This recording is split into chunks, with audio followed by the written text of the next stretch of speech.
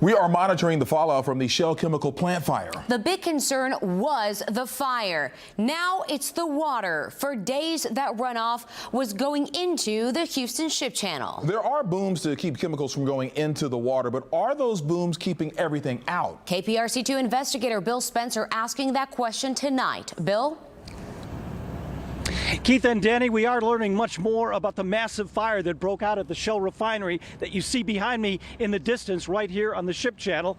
We now know that 15, not 9 people were actually sent to hospitals after that fire to be treated and then released. And we're also learning more about the water, the runoff water from that fire that was released into the Ship Channel on orders of Shell officials.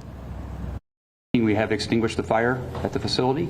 We are continuing to use response measures to control the hotspots. And as of just a little bit ago, we have closed that valve, and we are not discharging into the Ship Channel at this point. After days of fighting the massive chemical fire that broke out at the Shell refinery in Deer Park, Shell officials are now saying the fire was finally extinguished last night and that the accident occurred in the plant's olefins unit while workers were performing routine maintenance in that area. Shell's also saying they were forced to send excess runoff water used to fight the flames into the Houston Ship Channel, as much as 11,000 gallons a minute of wastewater. Shell officials say the discharging has stopped now, but the question is, could the water already released pollute the Ship Channel and farther down poison sea life in Galveston Bay?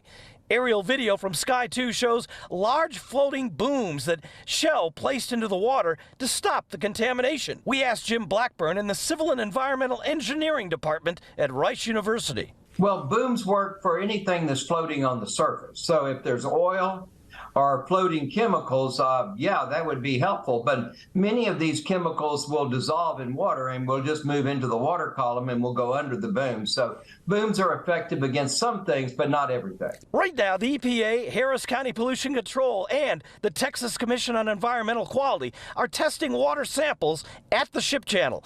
And they've asked Shell to do the same thing. And all of our results were coming back the same. Now, we're not saying there were no detections, saying that any detections were very low and certainly well below any levels of concern. The concern really is what is moving down the channel and into Galveston Bay. Hopefully it'll be very diluted amounts and not very much will get to the bay, but until we see the data, we won't know that.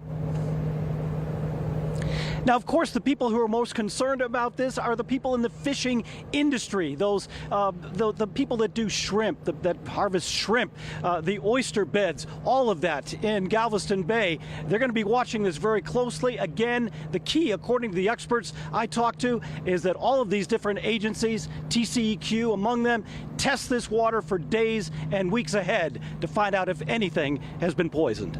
Reporting live, Bill Spencer, KPRC 2 News.